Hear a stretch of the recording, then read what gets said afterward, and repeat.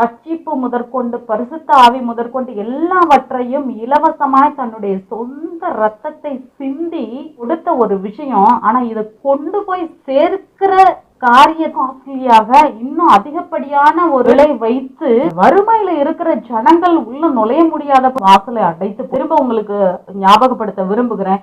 புறஜாதிகளுடைய கோயில்களுக்கு நீங்க போய் பாருங்க, எந்த இடத்திலும் அவர்கள் காணிக்கை கட்டாயப்படுத்துகிறது கிடையாது. இன்னும் ஜனங்கள் போடுகிறார்கள், அதை வைத்துக் கொண்டு வருகிற ஏழைகளுக்கு அவர் அன்னதானம் செய்கிறார்கள், எத்தனையோ விதத்துல உதவி செய்கிறார்கள். தெய்வம் அல்லாத பல விஷயங்களை வணங்குகிற அந்த ஜனங்களுக்கு இருக்கிற ஆழமான மனது கூட உண்மையான தேவனை வணங்குகிறோம், உண்மையான தேவனை பின்பற்றுகிறோம் அப்படின்னு சொல்லுகிற நம்மளிடத்துல இல்ல அப்படின்னு சொன்னா ஜனங்கள் எப்படி வருவாங்க? ஜனங்கள் எப்படி இலவசமாய் தேவன் கொடுத்த இந்த வழியை தெரிந்து கொள்வார்கள், பாவ மன்னிப்பை பெற்றுக்கொள்வார்கள், ரட்சிக்கப்படுவாங்க, பரலோகத்துக்கு போவாங்க? இது எல்லாத்தையும் நம்ம கடினமாக ஆக்கிட்டோம்.